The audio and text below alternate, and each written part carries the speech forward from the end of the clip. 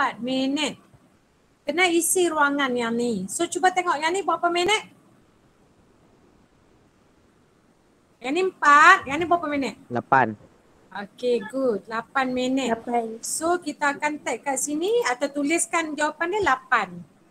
Alamak, dia jadi color biru pula. Cuba nak tukar color macam mana? Mana dia? Dia tak bagi tukar color pula. Tak apalah, biru pun biru lah. Okey. Kemudian nyatakan pemerhatian pada bacaan jam randik berdasarkan rajah 1.1 dan rajah 1.2. Maksudnya pemerhatian, apa yang kita boleh perhatikan pada jam randik tu bacaannya. Maksudnya kita kena buat perbandingan bila dia kata berdasarkan rajah 1.1 dan rajah 1.2. So kalau perbandingan dari sudut tu, apa yang kita boleh katakan dari segi masa? Tadi yang first tu 4 minit, yang second tu 8 minit. So apa yang kita boleh katakan? Masa meningkat. Masa meningkat. Okey, kalau nak buat perbandingan. Bertambah berkurang. Yang mana lebih banyak? Masa lebih lama, kan? Macam tu. Lebih lama ataupun lebih cepat ke. Maksudnya kita nak buat perbandingan. Yang ni Syafiq kata semakin bertambah jisim. Okey, yang tu dia dah jadi macam hipotesis. Bila kita buat semakin ni dia dah jadi macam hipotesis. Ini dia kata pemerhatian. Okey. Cuba kita tengok balik soalan ni. Dia kata pemerhatian kan antara rajah 1.1 dengan rajah 1.2 berdasarkan bacaan jam randik. Okey, so kita boleh katakan bacaan jam randik pada rajah 1.2 lebih apa? Lebih lama berbanding rajah 1.1. Okey, macam tu baru dikira pemerhatian secara perbandingan. Maksudnya tadi kita katakan bila dia kata pemerhatian pada bacaan jam randik. Bacaan jam randik tu kita kena sebut. Okey, bacaan jam randik pada rajah 1.2 yang di bawah tadi tu kan. Lebih lama berbanding rajah 1.1.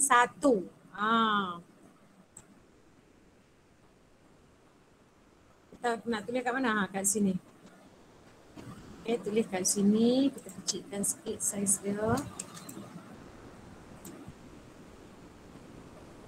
Okay, kita mula balik bacaan. Kita ambil balik dekat soalan tu. Cuba tengok dekat soalan. Nyatakan pemerhatian pada bacaan jam randik. So kita akan kata bacaan jam randik pada rajah 1.2 lebih lama. Atau lebih tinggi pun boleh, bacaan tu lebih besar kan? Berbanding rajah 1.1. Dia macam tu. Berbanding rajah, okay, kita buat di bawah lah. Berbanding rajah 1.1. Okey, kat sini ada siapa nak tanya soalan? Faham tak cara nak tulis ni? Faham tak cara nak tulis tu? Faham. Okey. Kalau tak faham sila bertanya lah kalau tak faham. Okey? Cikgu risaulah sekali kalau hampa tak faham, cikgu duk syok sendiri mengajar. Hampa ngangor saja. Okey, kita sambung lagi. Nyatakan satu pemboleh ubah bergerak balas. Bergerak balas ni maksudnya apa yang kita ukur dalam eksperimen tu? Apa yang perlu? Keputusan dia adalah apa dia tadi? 1.200 Bukan. Pemboleh ubah bergerak balas. Masa. Okey, lah ni tengok macam ni. Nampak jadual tak? Nampak tak jadual A ni? Nampak kan? So kalau belah kiri kita katakan sebagai PM. Iaitu pemboleh ubah Manipulasi. Belah kanan ni jadi apa? PB. PB. Boleh ubah apa? Bergerak balas. Bergerak balas. So pemboleh ubah bergerak balas kita adalah masa tin berhenti berayun. Masa tin berhenti berayun. So kita tulislah balik kat sini. Masa tin berhenti berayun. Nampak? Ini pemboleh ubah bergerak balas. Kalau kita ambil bacaan jam randik boleh tak? Boleh ke tak boleh? Boleh. Bergerak balas maksudnya tadi cikgu kata benda apa yang kita nak ukur. Benda apa yang kita nak ukur di akhir eksperimen, keputusan eksperimen. So keputusan dia tadi masa. Kalau kita tak tulis masa tin berhenti berayun, kita juga boleh tulis bacaan jam randik. Yang tu pun dikira betul. Okay, bacaan jam randik. So dua-dua diterima. Okay nah? So next, kita pergi kepada soalan D. Apakah pemboleh ubah yang dimanipulasi dalam eksperimen ini? Tengok balik jadual. Apa pemboleh ubah dimanipulasi ni? Jisim objek. Jisim objek. Jisim objek. Ya, yang belah kiri ni PM, belah kanan PB. Okay?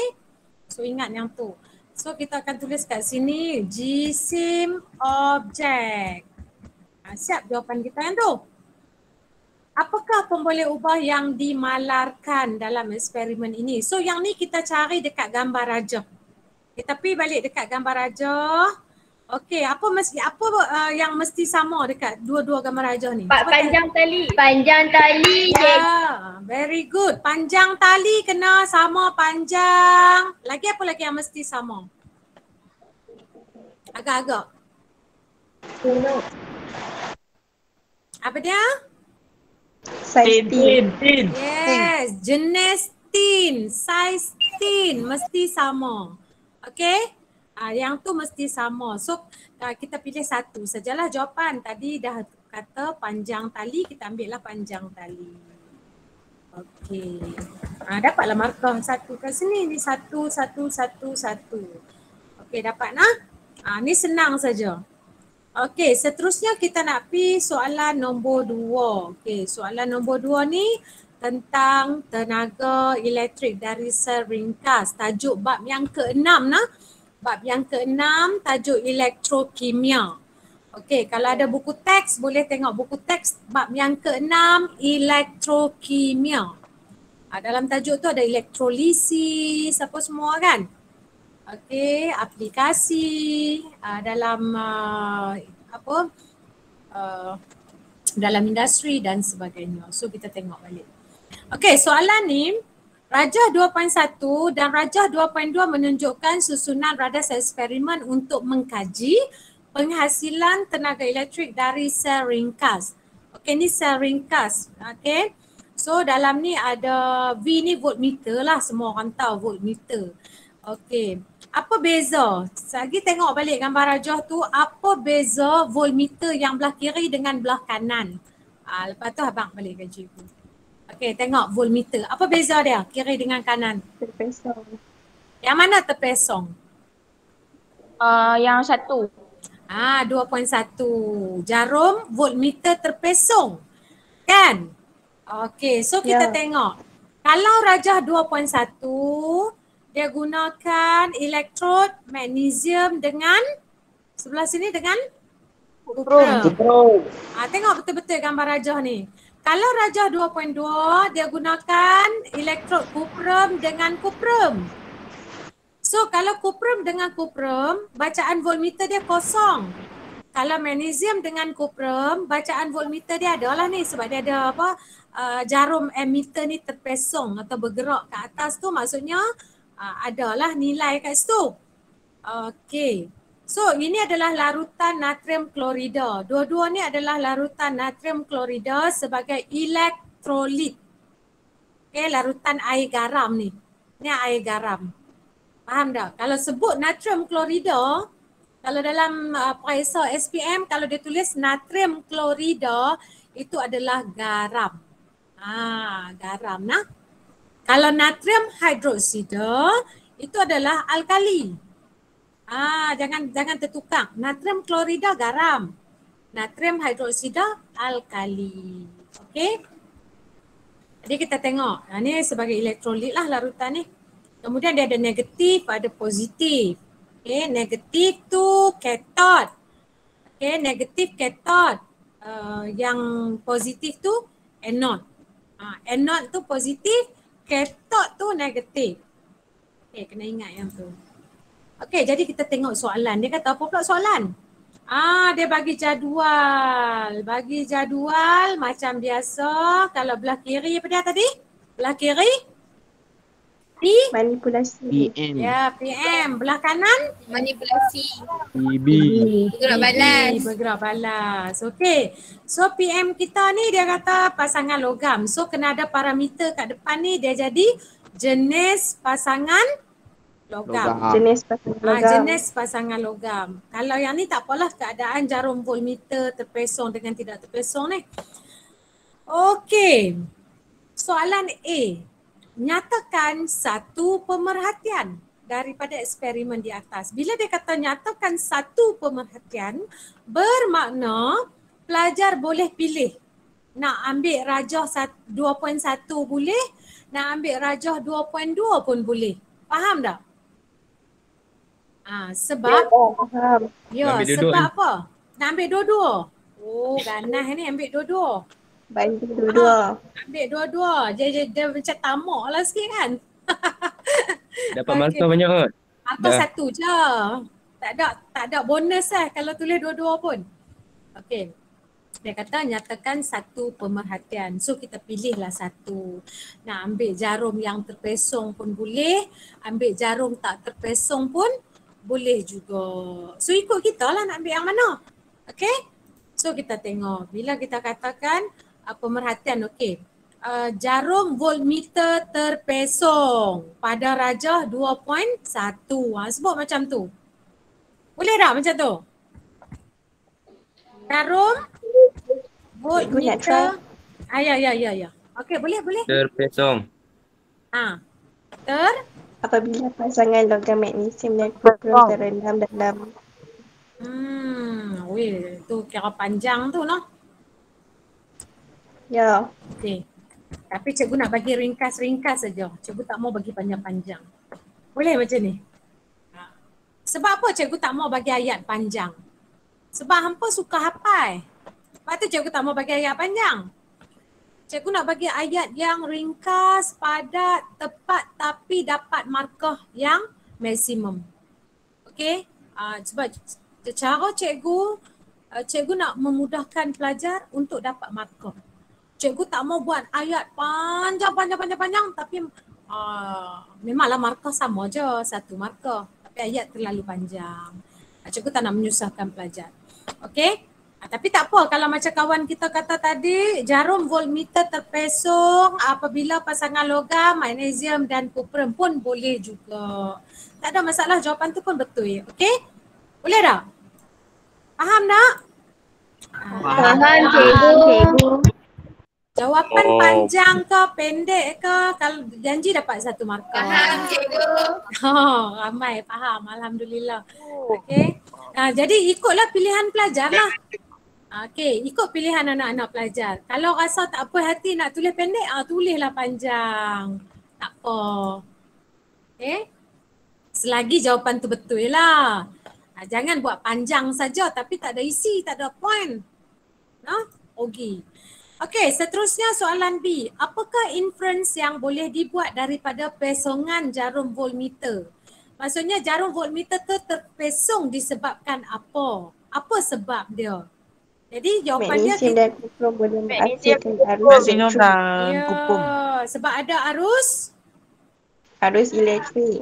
Ada arus elektrik. Kita nak sebut tentang arus elektrik tu. Jadi ayat dia pastikan kita ada sebut tentang arus elektrik. Siapa nak try? Cikgu nak try. Okey, boleh. Magnesium dan kuprum boleh menghasilkan arus elektrik apabila bertindak balas dengan larutan natrium klorida.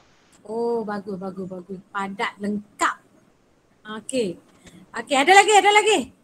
Siapa lagi nak try?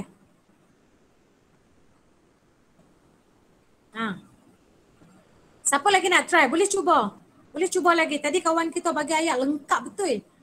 Ayat dia memang lengkap. Pasangan apa? Pasangan logam, magnesium dan kuprum menghasilkan arus elektrik.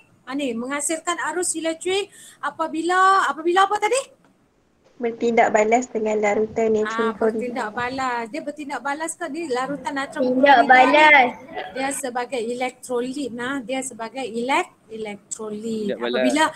Apabila direndamkan, dimasukkan ke dalam larutan natrium klorida. Kita sebut macam tu dia lagi tepat lah. Apabila tadi pasangan logam ini, magnesium dan kuprum dimasukkan ke dalam larutan natrium klorida. Okey. Tapi kalau ayat cikgu lagi senang. Terdapat pengaliran arus elektrik. Itu jawapan dia. Okey, jarum terpesong kerana terdapat pengaliran arus elektrik. Itu dia. Boleh? Boleh tak? Boleh. Jarum. Boleh cikgu. Okey. Terpesong kerana terdapat arus elektrik. Cukup. Okey. Jarum voltmeter terpesong kerana terdapat arus elektrik. Nak sambung lagi yang mengalir. Boleh, tak ada masalah. Okey. Nyatakan pemboleh ubah dimanipulasi. Tengok balik pemboleh ubah dimanipulasi. Jenis pasangan logam. Ya, jenis pasangan logam. Logam. Ya, very good. Jenis pasangan logam. So bagi ada parameter kat depan dia nah. Pasangan logam tu jenis pasangan logam. Okey, seterusnya berdasarkan eksperimen ini nyatakan definisi secara operasi bagi sel ringkas. Okey, perkataan selepas bagi. Apa dia perkataannya? Selepas bagi tu? Ringkas. Kita mula dengan perkataan yang ujung tu, sel ringkas. Ialah apa? Sel ringkas ialah Proses. proses kah? Dia bukan proses. Bahan ataupun sel. Pesongan cikgu.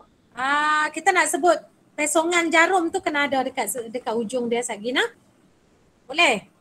Pemboleh ubah bergerak, balas kita nak sebut dalam ni. Okey, sel ringkas ialah bahan ataupun sel lah. Sel nak sebut sel pun boleh nah. Sel ringkas ialah bahan ataupun sel yang apa? Menyebabkan apa berlaku? Kita ambil balik pemboleh ubah bergerak balas. Ingat dalam definisi operasi mesti ada pemboleh ubah bergerak balas yang kita boleh nampak. Benda yang kita boleh nampak. Macam pesongan jarum tadi kita nampak. Kalau arus elektrik, kita nampak tak arus elektrik? Arus elektrik nampak tak? Tak nampak kan? So kita tak boleh sebut arus elektrik lah nah. Jangan sebut kata kerana terdapat arus elektrik kau apa dalam tu, tak boleh lah sebab yang ni dia nak pemboleh ubah bergerak balas yang kita boleh nampak. Okey, kita sambung tadi.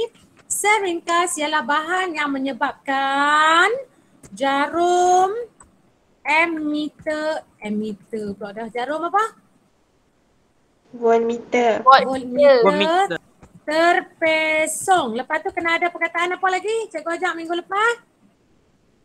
Apa? Apabila. Bila ada apabila tu mesti ada belakang dia tu apa situasi dia. Apabila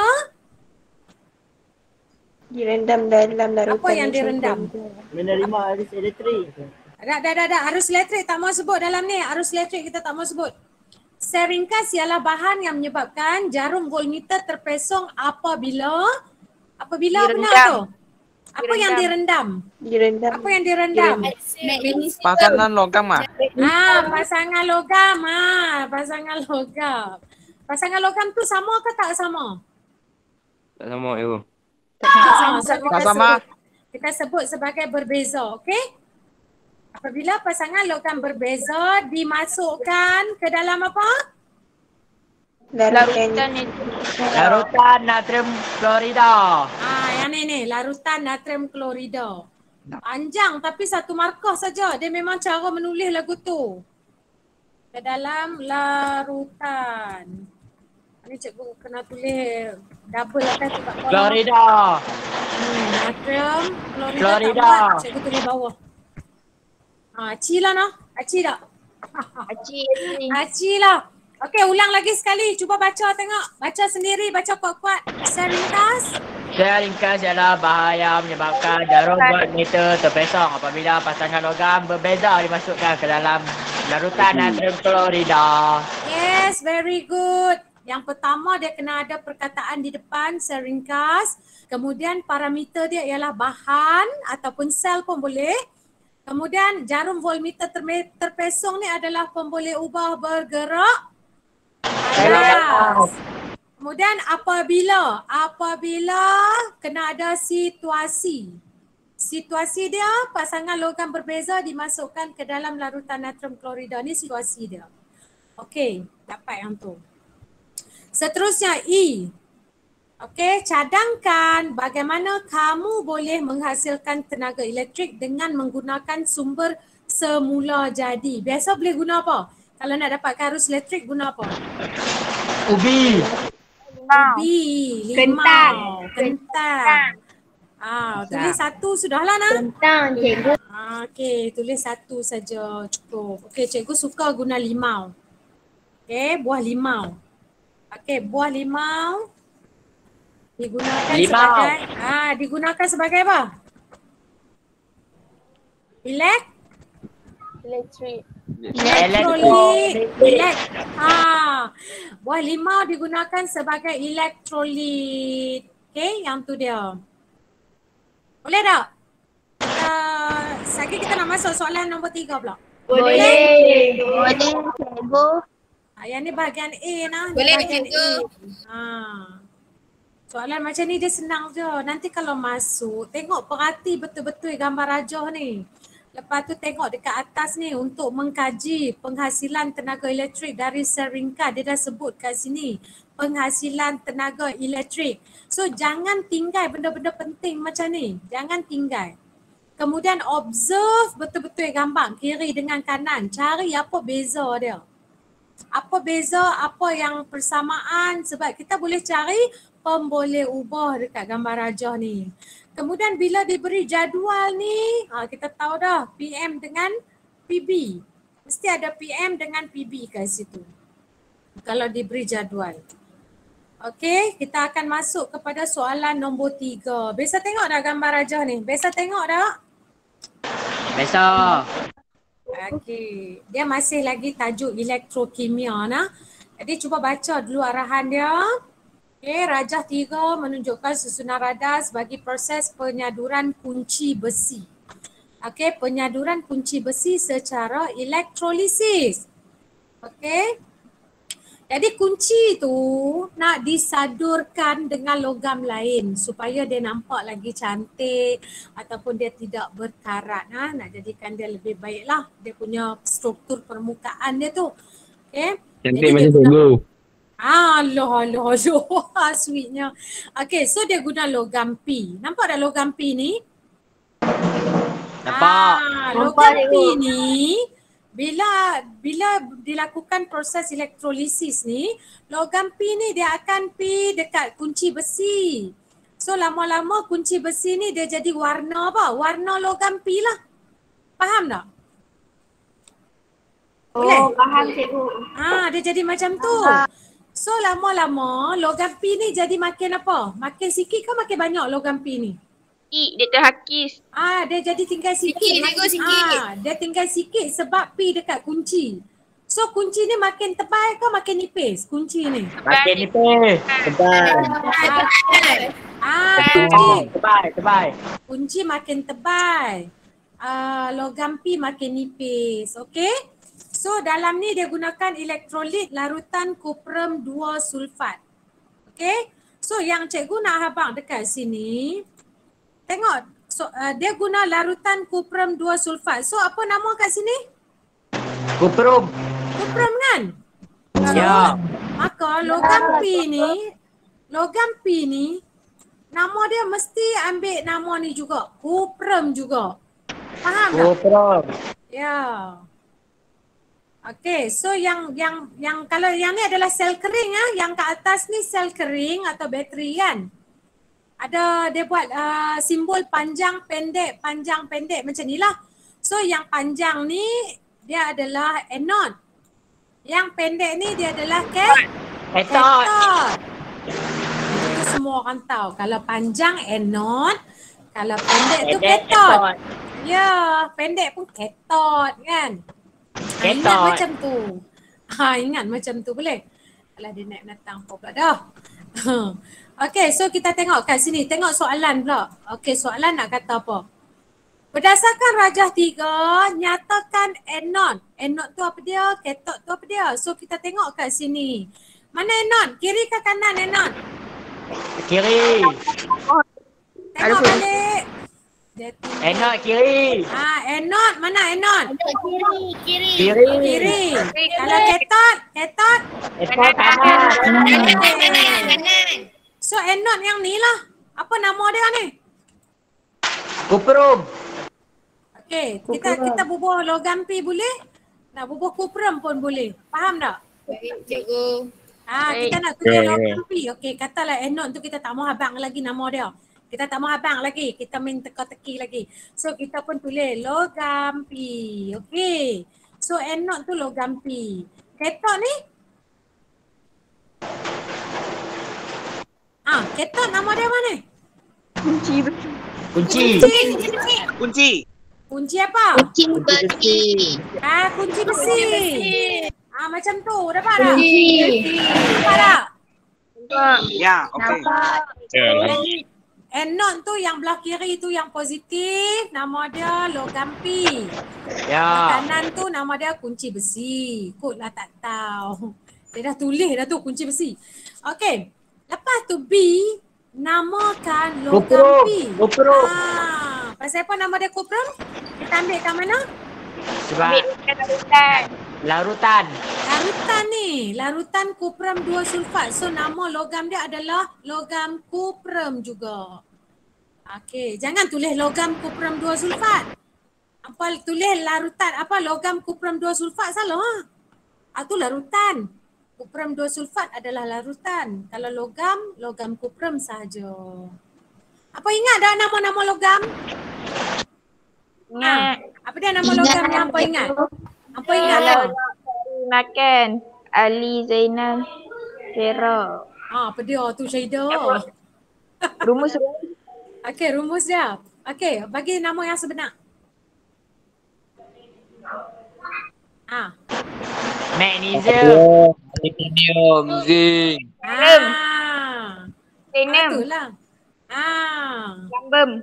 Lambem, kuprum, Aluminium. ferrum. Okey. Duraluminium. Ferrum tu apa ferrum? Cuba baca cikgu, ferrum tu apa dia? Ferrum tu apa dia? Tak cikgu, sedang mencari. Aduh, ya ampun ni. Ferrum tu besi lah. Besi. Ferrum tu besi. Lupa dah. Nak periksa esok lusa dah ni. Okey, sambung lagi.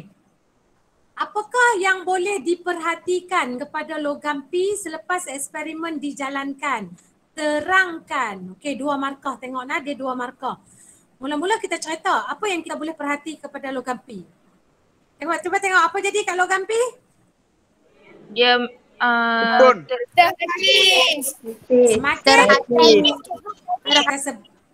semakin nipis lah. Dia makin sikit tinggal kan. Semakin sedikit ataupun semakin nipis kita sebut macam tu. Boleh? Ya, boleh. Okey, bagi tahu cikgu. Pasal apa dia makin nipis? Sebab dia terlarut. Lepas tu? Dia Lepas pergi tu mana? dia pergi kat kunci besi. Kunci besi dia tebal. Dia pergi kat kunci besi. Dia berlaku penyaduran pada kunci besi kan. Okey, so kita tengok jawapan kita. Mula-mula kita jawab dulu apa yang berlaku pada P tu. Jawab yang tu dulu. So kita akan tulis kat situ logam P. Okey, sebut dia logam P menjadi semakin nipis. Kita sebut semakin nipis lah, sedap sikit. Kerana kena sebut ion kuprum ion kuprum. Sebab dia bila dia dah masuk dalam elektrolit ni dia dah tukar nama jadi ion lah. Kita pakai ion. Ion kuprum ni ion positif nah. Dia akan bergerak ke negatif lah, betul tak? Ya, ke Dia positif. Betul. Kalau yang Ke negatif anion. kita panggil apa? Kita panggil apa? Dia bergerak ke Anion. negatif. Bukan ke anion ni. Kunci besi tadi tu nama Kunci ni. besi. Ni. katot. Bergerak ke katot. Kunci besi tu tadi. Okey? Okey, jadi jawapannya kerana ion-ion kuprum bergerak ke katot. Okey. Itu yang dia jadi semakin nipis tu. Dia jadi semakin nipis ni sebab ion dia bergerak ke katot ataupun menyadur pada kunci besi. Boleh tak? Boleh. Boleh, cikgu. Sebab kita belajar dia punya hukum dia, charge positif dia akan cari yang Negatif. negatif. Kalau charge negatif dia akan pergi dekat Positif. Ya, positif. yes. Kena ingatlah yang tu hukum sains, okey? Okey, so kita sambung lagi. Apa lagi soalan dia kat sini? Semasa proses penyaduran dilakukan, maksudnya kunci tadi tu nak disadur dengan kuprum, nyatakan satu langkah yang perlu diambil supaya mendapat hasil penyaduran yang seragam. Maksudnya kita tak mau dia jadi bertumpuk-tumpuk dekat kunci tu. Kita nak dia jadi seragam. Maksudnya elok aja. Tak ada berketui-ketui dekat kunci tu. So macam mana cara nak buat? Nak bagi kunci tu bagi kalau ni sama tebal. Dia punya kuprum P lekat tu sama tebal, sama nipis. Nak buat macam mana? Tahu tak? Guna ion lain. Bukan, ion yang sama, larutan sama, tapi nak buat lagu mana? Tak apa lah,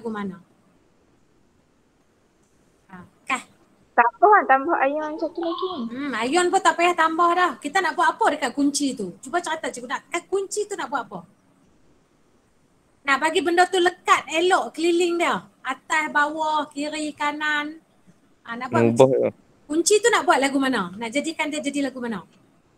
Kita kena apa?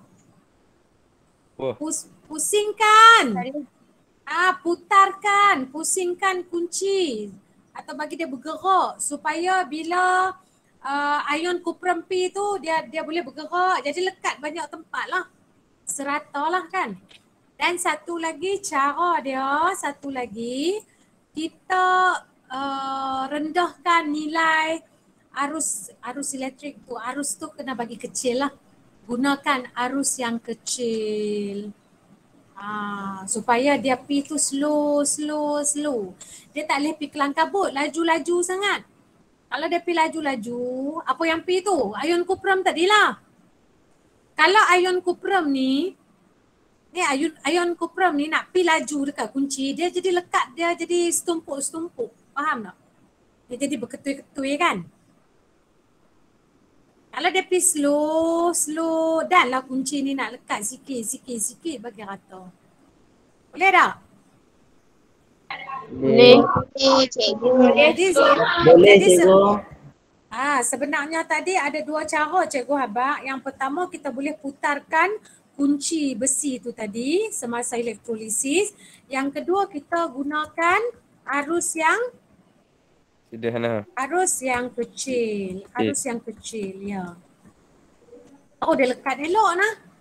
Kunci tu pun jadi cantik. Kuprum duduk kat dia, lekat kat situ. Okey, ada lagi. So kita sambung lagi. Ada lagi tak soalan kat situ? Kat sini habis dah nah. Ni elektrolisis nah. Cerita pasal elektrolisis maksudnya kena tahu anode, katot. Kalau penyaduran ni kena tahu logam apa. Elektrolit dia apa dia. Dia ada kaitan ni. Logam dengan elektrolit ni dia ada kaitan. Okey, kadang-kadang dia tak guna kunci besi, dia guna sudu pun boleh. Guna sudu besi. Okey. Soalan yang seterusnya, ni tajuk bab yang ke-9. Boleh buka buku teks tajuk yang terakhir dalam tingkatan 5, tajuk apa? Tajuk yang terakhir tingkatan 5, tajuk apa? Teknologi angkasa lepas. Cerita pasal angkasa lepas. Boleh tak? Ya, Okey, okey. jadi dalam soalan ni kita tengok apa yang ditanya dekat situ.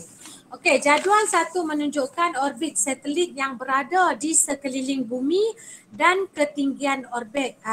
Berada orbit. Okey, so orbit satelit ada orbit rendah bumi X dengan Y. Lepas tu ketinggian orbit 180 hingga 2000 km.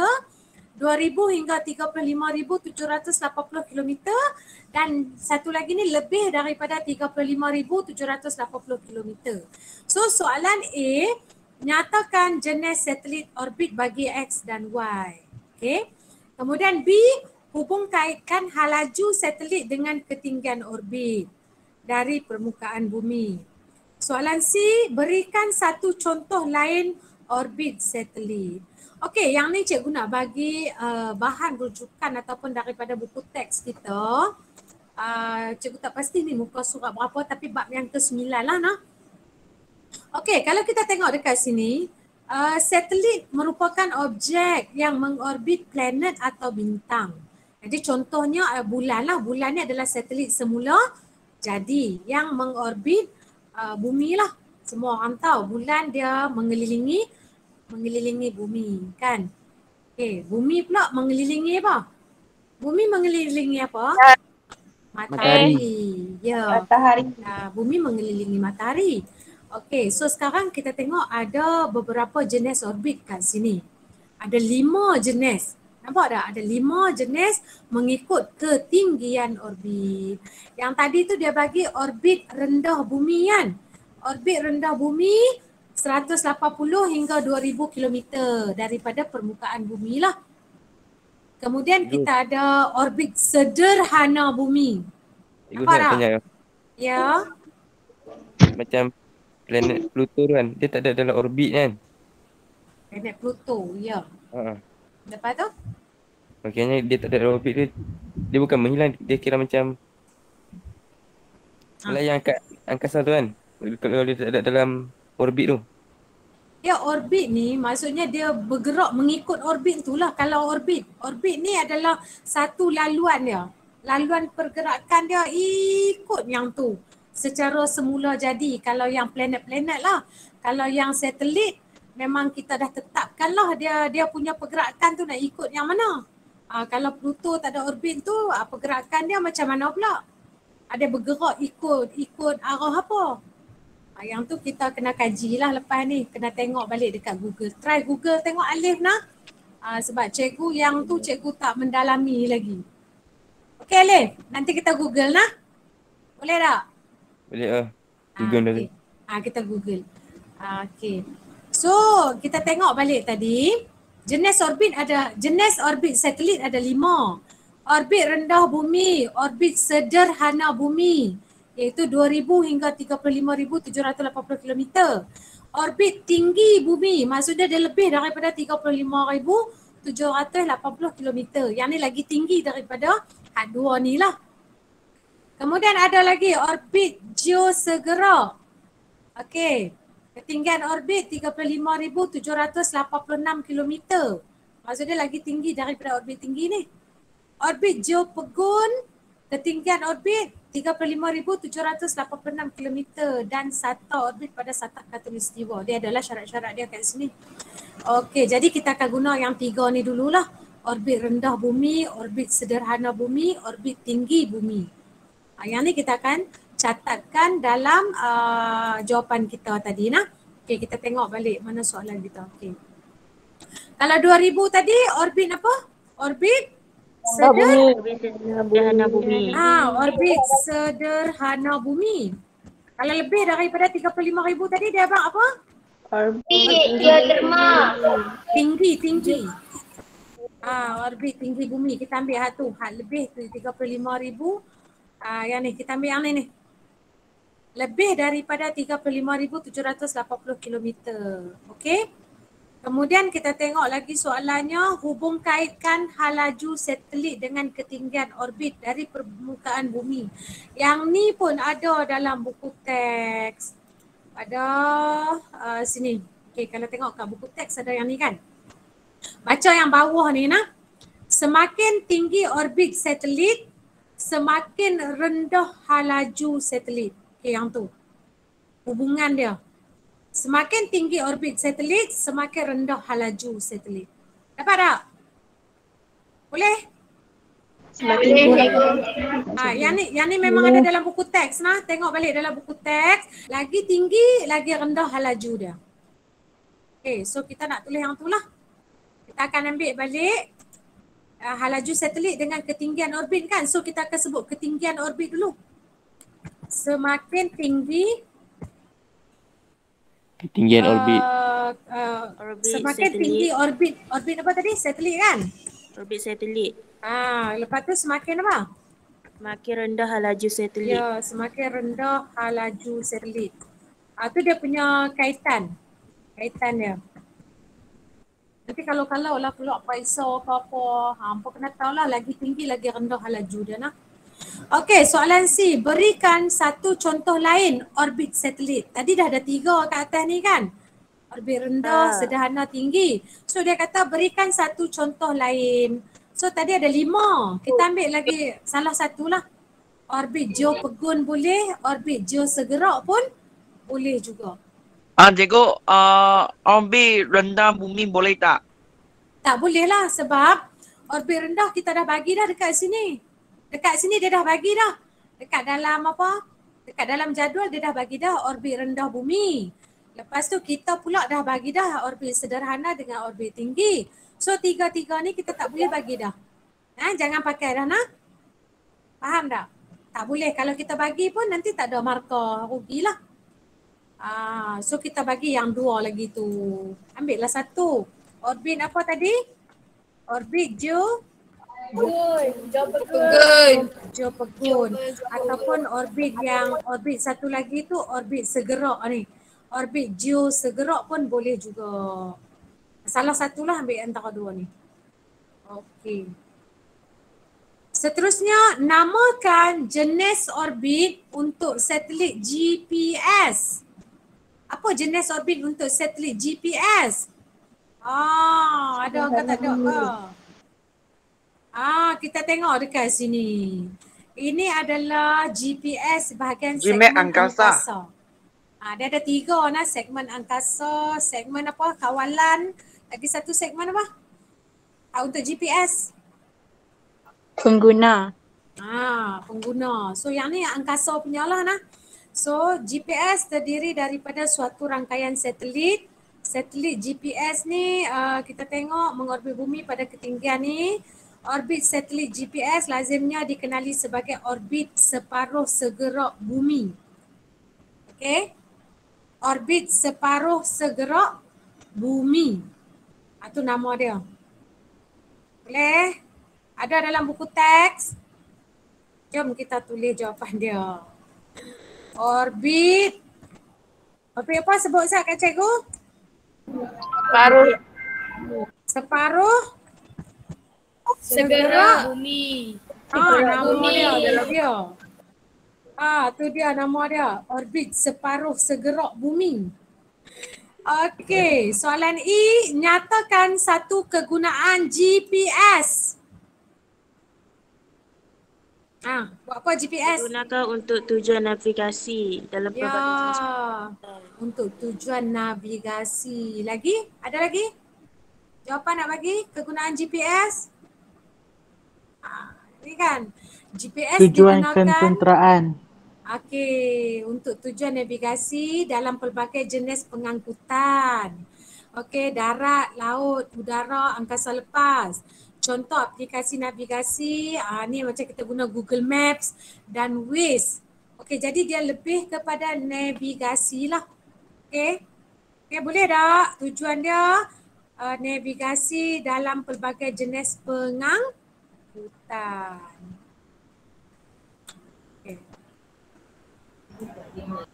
Cikgu, saya nak tanya. Ya. Kalau kita tersilap ejaan tu dikira tolak makan juga. Okey, contoh eja apa yang salah tu? Segera. Segera dengan apa dia? Segerak Ya. Okey, cikgu nak tanya. Segera dengan segerak tu maksud dia sama ke tak sama? Tak sama. Bila maksud dia tak sama, bermakna jawapan tu tak boleh diterima lah. Faham tak? Segera ni maksud dia lain. Segerak tu maksud dia lain. Okey, boleh tak? Boleh cikgu. Kecuali macam ada satu lagi contoh yang kadang-kadang diberi kelonggaran juga, tapi tak semua lah. Jadi elakkanlah daripada silap tulis. Ada yang diberi kelonggaran bila pelajar silap eja. Kan, pelajar silap eja sikit tapi bunyi nak sama. Ada certain tu diberi kelonggaran, tapi pelajar-pelajar janganlah duk tulis bagi silap. Tulis tu bagilah betul. Macam mana nak tulis bagi betul? Kena banyak buat latihan. Bila banyak buat latihan, kita akan banyak menulis. Betul tak? Bila kita banyak menulis, barulah kita akan capai kita punya standard jawapan kita yang betul dan yang tepat. Nah, elakkan daripada buat silap. Tapi kalau dah nak silap, nak buat macam mana kan? Kita dah cuba buat yang terbaik. Okay? Kena doa banyak-banyak lah. Bila ada usaha tu kena berdoa. InsyaAllah. Okay, seterusnya kita tengok lagi soalan. Boleh lagi kau? Okey lagi kah semua? Okey, cikgu. Cikgu. Boleh cikgu. Kita sambung sikit lagi esok nak sekolah pula kan? Jumpa kat sekolah pula esok. Esok sekolah. Jangan tak pergi pula. Okey, mari kita tengok. Soalan ni, jadual 1 menunjukkan satu eksperimen. Okey, kena baca tau. Yang dijalankan untuk menentukan tahap pencemaran air dalam 3 sampel air yang berlainan. So kat situ kena faham, baca dan faham. Buat eksperimen tu nak uji tahap pencemaran air tersebut. Kalau tak baca memang tak ambil tahu lah. Tak tahu pasal apa buat eksperimen apa kan.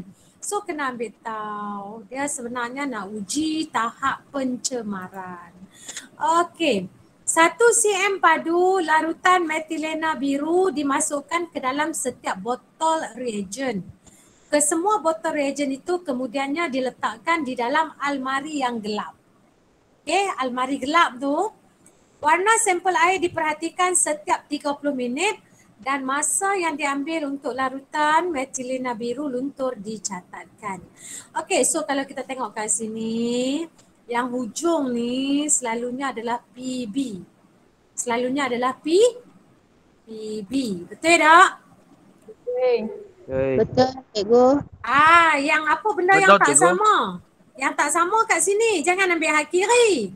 Sekali hampa pergi tulis PM pula, jenis botol reagen. Tu tak mau. Okey, PM kita duduk tengah-tengah ni. Kat sampel air. Jangan silap ambil jenis botol reagen. Kalau letak PM kat sini salah. Dia kena letak kat tengah ni. Jenis sampel air. PM. PB dia, masa yang diambil untuk warna larutan metilena biru luntur.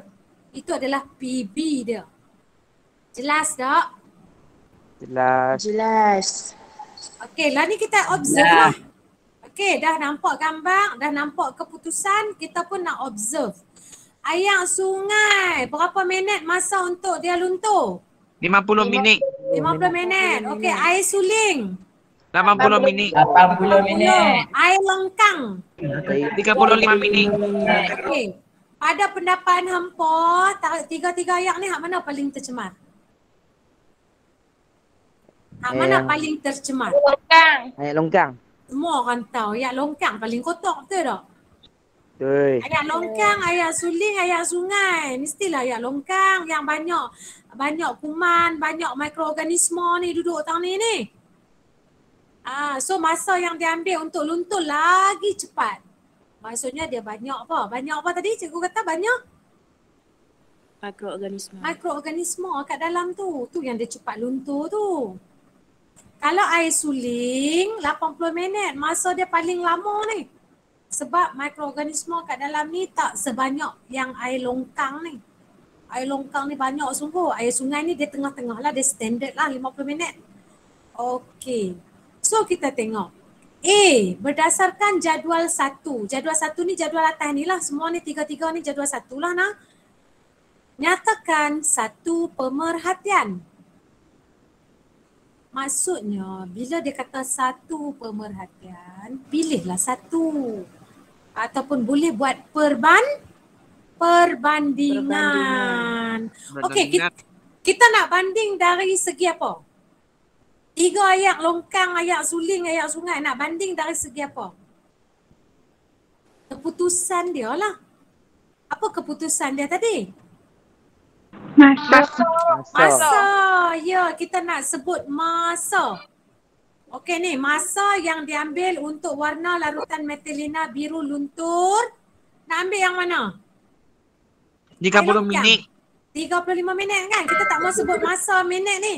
Jangan sebut 35 minit tapi kita sebut air longkang. Air longkang. Lebih apa? Lebih? 35 minit. Lebih 35 minit. Bukan lebih 35 minit. Lebih cepat. Lebih cepat. Ya, cepat-cepat.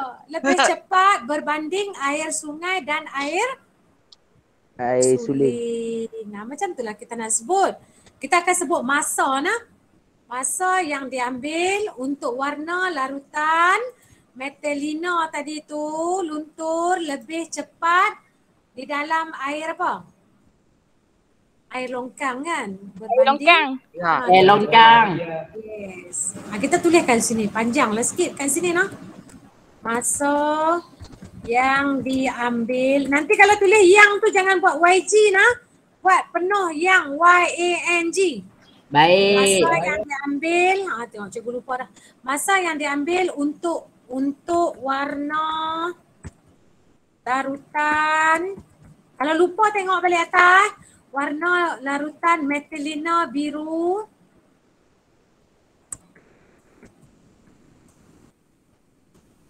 Luntur dalam air longkang. Lebih apa? Lebih cepat. Cepat berbanding air sungai. Air sungai.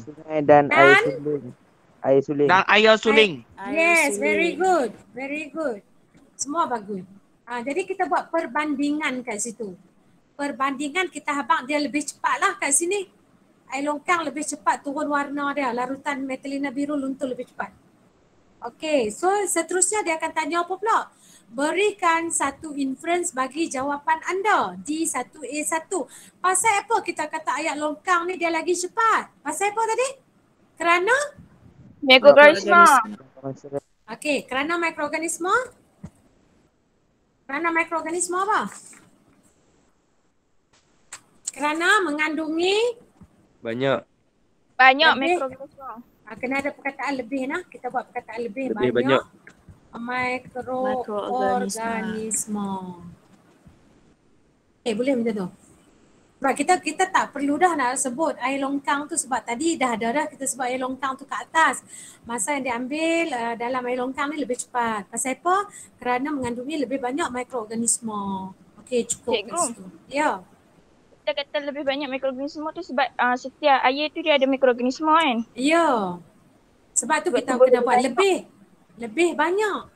Maksudnya kita compare lah. Bila kita sebut lebih, dia macam kita compare lah dengan ayat yang dua lagi tu. Faham tak? Biasakan tulis perkataan lebih nah. Lebih banyak, lebih cepat, macam tu. Okey, soalan B. Nyatakan pemboleh ubah dimanipulasi. Mana PM dia? Dimanipulasi? Sampel air. Sampel air. Apa dia punya parameter kat depan dia? Parameter? Sampel air. Kat depan?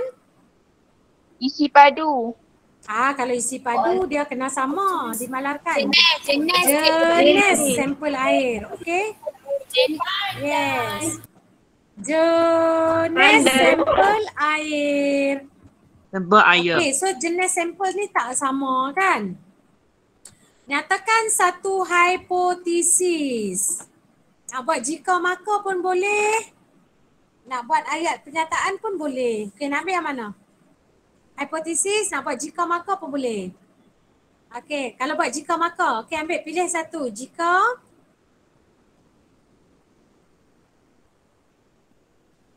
Sumber. Jika sumber apa? Apa dia? Jika Isi.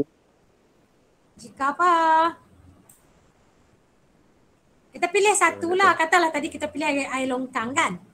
Jika air longkang, sampel air longkang lah, sedap sikit. Jika sampel air longkang, lepas tu buat apa kat sampel air longkang ni? Bertambah. Mana bertambah? Dimasukkan ke dalam air suling tak? Jika sampel air longkang dimasukkan ke dalam larutan metilina biru. Biru luntur. Bukan biru luntur. Dimasukkan ke dalam larutan metilina biru, maka masa yang diambil untuk warna biru luntur lebih cepat. Ayat dia macam tu lah. Macam mana cikgu ulang? Okey, cikgu ulang. Tak apa, cikgu type sambil nak. Boleh? Jika. Okey, dia macam ni. Boleh. Jika sampel air longkang, kita masukkan dalam apa? Air suling. Nak masuk dalam air suling. Ni larutan apa ni? Masa yang larutan metilina biru. Ya, larutan metilina biru ke dalam larutan metilena biru. Metilena biru. Maka masa yang diambil. Yang diambil untuk larutan untuk larutan luntur kan? Masa yang diambil untuk larutan luntur. Lebih apa? Lebih cepat. Ya, lebih cepat. Okey, siap. Ini hipotesis kita. Kalau nak ambil secara jika maka lah. Faham tak? Ni, jangan buat macam ni tau. Jangan tulis jika sampel air longkang digunakan, maka masa yang diambil untuk larutan luntur lebih cepat. Nah, macam tu tak mah? Nah, jangan buat jika sampel air longkang digunakan. Tak mau, yang tu tak boleh. Faham tak? Boleh? Faham. Kalau buat digunakan tak boleh, salah nah. Okey. Seterusnya kita tengok soalan D. Ini senang je. Apakah peralatan yang sesuai digunakan untuk melihat mikroorganisma yang mungkin terdapat dalam sampel air longkang? Nak guna apa? Mikroskop. Ya. Mikroskop. Takkan nak guna binokular kan? Ya, betul. Okey, satu saja kat sini jawapannya. Takkan nak guna lens, tak nampak kalau guna kanta. Okey, so yang ni lah jawapannya mikroskop. Okey, seterusnya. Yang ni soalan tajuk apa ni? Kadar tindak balas. Tingkatan 5 tajuk kadar tindak balas bab yang ke berapa? Tengok Ustaz. Bab 4 nah. Kadar tindak balas. Ya. Betul? Okey. Ya, cikgu. Okey, Rajah 6 menunjukkan proses yang digunakan untuk menghasilkan amonia. Nak menghasilkan amonia di dalam industri. So kat sini kita tengok dia ada nitrogen, dia ada hidrogen, kemudian masuk dekat sini X, ada pemampat, nak mampatkan dia, ada kebuk tindak balas, lepas tu amonia, dapatlah amonia cecair kat sini. Okey. So soalannya, namakan proses yang ditunjukkan di atas. So kena bagi nama dia. Proses apa nak menghasilkan amonia? Yang B ni pula, tuliskan persamaan perkataan bagi menunjukkan penghasilan amonia. Apa persamaan perkataannya? Ramalkan apa yang akan berlaku kepada campuran hidrogen dan nitrogen dalam X. X tu yang ni tadi. Ni X ni. Ramal apa yang berlaku. Kemudian ada lagi, apakah suhu yang optimum? Terangkan mengapa suhu di bawah suhu optimum tidak sesuai. Ada lagi soalannya, okey, kita jawab satu-satu. Sebelum jawab, cikgu bagi bahan rujukan dulu. Okey, bahan rujukan dia kat sini nah, dalam buku teks bab kadar tindak balas tu. Okey, kita tengok sama-sama. Dalam proses haba, campuran gas nitrogen dan gas hidrogen dalam nisbah isi padu 1:3. Maksudnya 1 nitrogen, 3 hidrogen. Faham tak? 1 nitrogen nisbah dengan 3 hidrogen. Suhu dia berapa kat sini? Suhu dia? 450 hingga 550 darjah 550. Celsius. Ya, dia kena suhu ni nah. Lepas tu tekanan dia berapa? 200. 200 atmosfera, 200 atm. Dialirkan melalui serbuk apa? Serbuk Ferrum. ferrum ataupun serbuk besi kan. Tadi kan cikgu kata ferrum tu besi kan? Okey, so dia gunakan serbuk ferrum sebagai mangkin. Ferrum ni sebagai mangkin untuk menghasilkan amonia. So yang kata persamaan perkataan ni yang ni lah ni. Nitrogen campur hidrogen. Dapat amonia. Inilah persamaan perkataan. Kena tulis sebiji. Tu dia persamaan perkataan. Nitrogen plus hidrogen. Buat anak panah. Dah jadilah result tu amonia. Okay. Jadi proses ni nama dia proses apa? Proses? Haba. Dapat ada jawapan kita tadi. Proses haba kan? Okay, so kita tengok dia punya ni apa yang berlaku dekat dalam penghasilan ni. Gas nitrogen dengan gas hidrogen dimasukkan dekat dalam tangki ni. Campuran gas nitrogen dan hidrogen dimampatkan sebab dia gas ni boleh dimampatkan sebab dia ada ruang-ruang kosong di antara gas tu. Tekanan 200. Lepas tu masukkan pula mangkin iaitu serbuk ferrum. Dan juga suhu dia mesti tinggi lah. Dalam reaktor ni suhu dia 450 hingga 550. Okey, lepas tu disejukkan dalam kebuk penyejukan. Sebab gas bila disejukkan dia akan tukar jadi apa? Gas sejuk jadi apa? air. Jadi cecair. Betul tak? Bila jadi cecair dapatlah cecair amonia dekat bawah ni. Okey? Jadi kita tengok sekarang soalan kita yang tadi. Soalan kita apa dia? Dia kata namakan proses yang ditunjukkan. So nama proses dia apa dia? Proses haba. Ya, senang saja kalau kita tahu kan. Proses haba. Okey, seterusnya tuliskan persamaan perkataan. Nak tulis apa tadi? Nitrogen. Lepas tu? Tambah dengan hidrogen. Lepas tu dapat apa? Amonia. Amonia. Okey, cikgu bagi ruang kat situ lagi cikgu nak buat anak panah. Okey, so dia ada anak panah nah. Kalau kita tengok dekat sini, anak panah dia ada 2. Cuba tengok betul-betul. Pasal tak anak panah dia kat sini ada 2? Pasal Nampak. Satu pi ke kanan, satu lagi mai ke kiri. Apa maksud dia?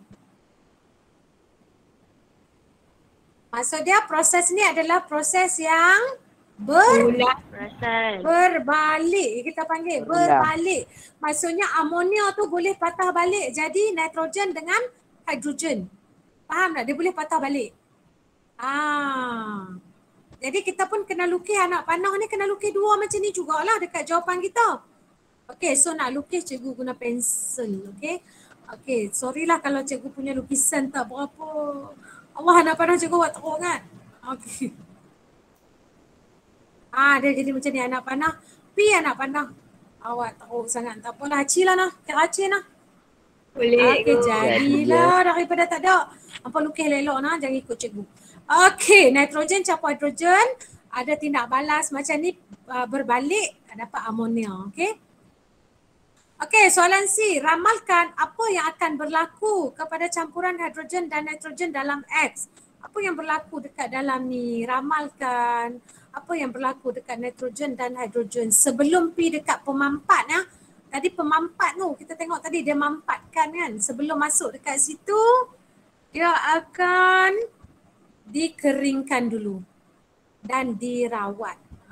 Dikeringkan dan dirawat bagi elok dulu baru dia masuk dekat mampat. Okay, cikgu bagi siap-siap lah jawapan tu. Memang tak ada dalam buku teks pun. Okey, cikgu bagi yang ni. Tak apa, nanti puan ambil dengan cikgu. Nanti buat ulang kaji balik nah. Campuran tersebut nitrogen dengan hidrogen akan dikeringkan. Okay, dan dirawat lah sebelum diproses dalam X tu. Okay, apakah suhu yang optimum tadi? Suhu dia berapa tadi? Apa suhu tadi ingat tak? 450 hingga 50. Tengok balik. 450 hingga 550. Ya, 550 darjah. 150. Tak bodoh. Tengok cikgu pandai sangat. Berhenti dia tak melekat. 550 padan muka dia. Lihat dia. Darjah Celsius. Tu dia. Cikgu tak jauh sikit lah darjah ni. Darjah tu kena kecilkan. Okey. Seterusnya, terangkan mengapa suhu kalau bawah pada 450 pasal apa tak sesuai. Kalau bawah 450. Kenapa tidak sesuai? Agak-agak pasal apa? Boleh agak tak? Pasal apa? Ada tindak balas dia jadi rendah ke jadi tinggi? Cepat ke lambat? Lambat. Kadar tindak balas menjadi perlahan lah. Suhu yang rendah menyebabkan kadar tindak balas ni menjadi perlahan sebab dia tak sesuai. Dia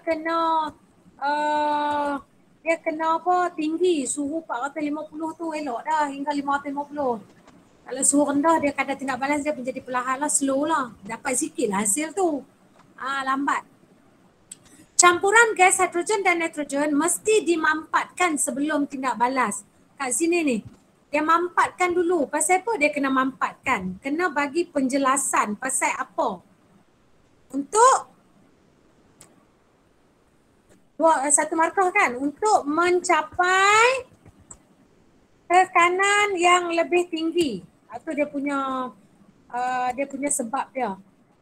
Siapa nak capai tekanan yang lebih tinggi? Agak-agak untuk apa? Siapa? Supaya lebih banyak gas amonia dapat dihasilkan. Itu sebab dia. Okey.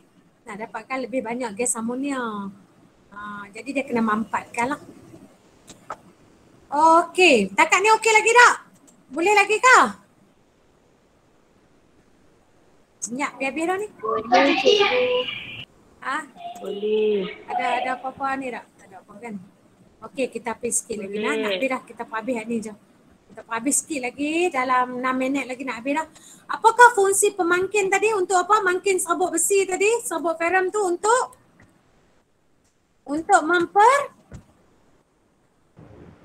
mempercepatkan Surangan tu untuk mempercepatkan kadar tindak balas, nak bagi lebih cepat menghasilkan amonia. Okey, itu fungsi pemangkin atau mangkin serbuk besi tadi tu. Kalau tak bubuh pun dia jadi amonia, tapi dia lambat. Kalau bubuh serbuk besi dia jadi lagi cepat. Lagi banyak. Maksudnya lagi cepatlah. Masa yang singkat tapi hasil dia banyak. Maksudnya macam tu. Okey, last cikgu bagi soalan nombor 7 di last lah kot noh. Okey, last Rajah 3.1 menunjukkan 4 peralatan optik yang digunakan. Kita ada apa ni? Kita ada mikroskop lagi. Jadi Q ni boleh Q ni. Apa tu? Ada macam LCD lah, LCD tak LCD. Okey, yang R ni kamera, S ni Kanta. Kanta. Okey, A, apakah jenis kanta yang digunakan? Kanta pembesar. Jenis kanta. Jenis kanta. Kita belajar kanta cembung dengan kanta Cembung. ada dua kan, kanta cembung, kanta cekung. Yang ni kanta apa? Pembesar. Cekung.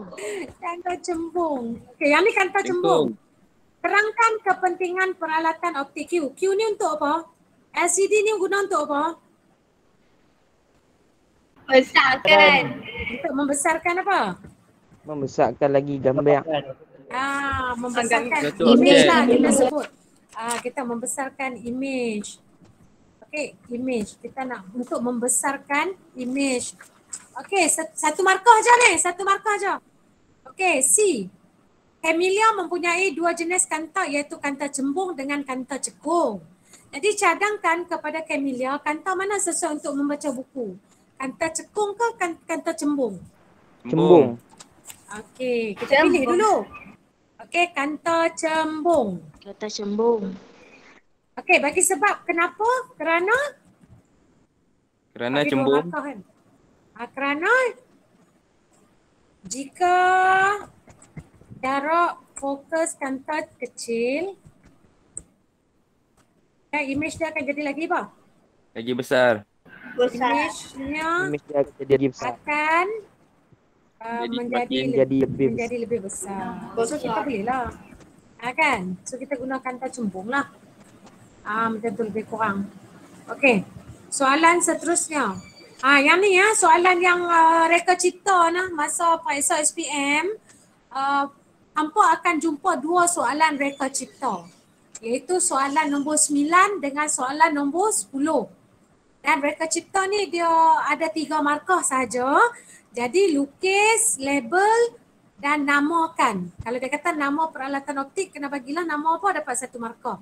Lukis dengan label dapat 2 markah. Okey. Dia kata pada zaman dahulu, pelaut akan menggunakan satu peralatan optik untuk melihat bintang untuk menjadi petunjuk dalam pelayarannya. Apa nama alat tu? Teleskop. Teleskop. So teleskop. So jawapan kita dekat sini kita dah dapat dah lah. Nama dia adalah teleskop. Betul tak? Dapat 1 markah. Okey, so dia bagi bahan. Bahan-bahan diberikan, dia bagi 2 keping kertas cardboard. Okey, 2 buah kanta cembung. Dia bagi betul ke? Dia bagi betul ke? Dok lah, dia bagi dalam soalan je. Oh, yang tu yang kena betul. Maksudnya kena lukis, bukannya kena buat, kena lukis. Lepas tu bagi gam, gunting, pisau, pemotong dan plastisin. Ni semua ada dalam ni dah. Dengan menggunakan bahan yang diberi, bina reka bentuk peralatan optik tersebut. Maksudnya kita nak bina teleskop lah. Guna peralatan di atas ni. Jadi labelkan reka bentuk dengan jelas dan namakan peralatan optik tersebut. So lukis cantik-cantik guna kertas cardboard ni. Letak dekat mana dia punya apa nama? Tu kanta cembung yang 2 ni nak letak tang mana. Lepas tu label lah. Senang tak? Cikgu Palestin tu nak Palestin. Plastisin. Plastisin tu nak letak kat mana? Okey, kita tengok dia letak kat mana yo. Jom kita tengok. Ni dia. Tapak. Ni dia jawapan dia. Maksudnya dia nak lukis tu. Lukis pula dah. Maksudnya satu gulungan ni kecil. Satu gulungan lagi lebih besar kan. Lepas tu convex lens ni kanta cembung yang kecil letak di depan. Kanta cembung yang satu lagi letak di bahagian belakang. So gambar rajah ni dia buat macam ni lah. Yang hard lens tu gunting ke, gam ke, plastisin ke apa tu dia tak bubuh pun, tak gaduh lah nak tunjuk dalam ni. Yang penting reka cipta kita tu berfungsi lah kalau kita buat macam ni. Faham tak? Ada tak kau nampak gambar gam ke apa kat sini, ada kah? Tak ada kan? So tak payahlah duk. Oh kat sini pelekat dengan gam, pi label pula. Pi label pula. Ni pelekat dengan gam. Ni ya. Kiranya kena lukis gambar yang dah siap lah, bukannya kena ada. Ya. Lukis gambar macam ni yang dah siap. Ya. Lukis gambar yang dah siap macam ni, lepas tu label je. Tengok dia kata apa? Kedudukan kanta dilukis dengan betul. Maksudnya satu kanta di depan, satu kanta di ujung ni. Nampak kan? Lepas tu cardboard ni kena label lah. Label lah ni cardboard. Yang ni kanta, cembung. Yang ni pun kanta, cembung. Dapat lah. Lepas tu nama peralatan dia teleskop. So dapat 3 markah. Senang kan? Boleh kah? Alhamdulillah boleh cikgu. Walaupun nama dia reka cipta, tapi reka cipta yang simple-simple sahaja. Ini boleh, nanti kat Pak Ishan tak boleh. Katalah boleh, insyaAllah. Jangan kata tak boleh, nah. Katalah boleh. Okey, sebenarnya cikgu ada lagi satu soalan tapi cikgu tak mau sambung dah sebab masa pun dah pukul 10.30. Yang ni kita sambung minggu depan lah nah soalan esei ni. Boleh tak? Boleh. Soalan esei ni kalau sambung lah pun nampak pun pening lagi. So kita buat minggu depan. Kalau ni esok sambung. Oh, ada lagi ke cikgu? Oh, minggu depan nampak dah puasa percubaan no. Saya Malam depan. Ya cikgu. Macam mana? So minggu depan macam mana? Kita stop dulu kelas minggu depan. Bagi laluan untuk home study, nah. Macam mana? Hari Sabtu ke itu? Sabtu. Esok ada kelas tu. Leo. Esok kelas apa esok? Esok kelas sangat. Memanglah esok kelas kan. Esok kelas cikgu esok ada eksperimen ah. Siapa yang kelas cikgu esok? Pergi makmal kita ada eksperimen. Okey. Dengan arahan. Okey, so macam ni lah minggu depan cikgu bagi laluan dekat hampa untuk hampa study. Sebab minggu depan hampa ada peperiksaan yang besar kan? Ya. Okey. Jadi cikgu bagi laluan minggu depan hampa kita tak ada kelas lagi. Okey. Minggu sekali lagi bila dah habis peperiksaan baru kita mula balik. Sebab cikgu tak mau ganggu hampa nak study untuk subjek yang hampa nak exam tu. Okey, nombor telefon cikgu. Yang nak ambil bahan tu, nombor telefon cikgu 012. Jangan cikgu. What? Tak apa. 983 9469. Okey, cikgu Liza. Dekat chat, cikgu letak dekat chat pun ada. 012-983-9469. So bahan-bahan ni cikgu akan bagi dekat guru-guru dan siapa yang pelajar daripada sekolah lain yang mungkin cikgu dia tak ada dalam grup cikgu. So boleh minta terus dengan cikgu Liza, okey? Okey? Alright cikgu. Okay, so masa pun dah 10.33 malam. Cikgu Liza nak ucapkan ribuan terima kasih kepada anak-anak pelajar yang masih bersama dengan Cikgu Liza hingga ke saat ini. Begitu juga kepada rakan-rakan guru yang bersama-sama dengan Cikgu Liza. Okay, insyaAllah cikgu ucapkan selamat maju jaya kepada anak-anak pelajar untuk menghadapi peperiksaan pada minggu ni. Ada yang ada minggu ni kan? Dan pada minggu depan dan sehingga habis peperiksaan. InsyaAllah kita akan jumpa lagi selepas anak-anak pelajar semua selesai peperiksaan percubaan ni. Okey? So jangan lupa buat ulang kaji. Okey, waalaikumsalam. Jangan lupa buat ulang kaji, baca buku. Cikgu buat lagi ya nanti cikgu.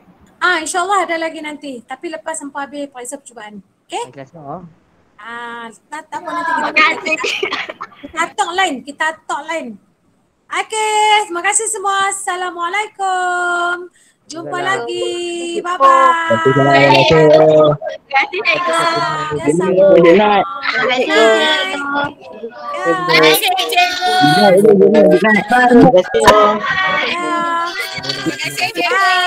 Sama. Bye cikgu. Terima kasih cikgu. Selamat malam cikgu. Ayuh lampak ni. Kami duduk asrama cikgu. Kami duduk asrama. Sudah pi tidak. Lusa Lena.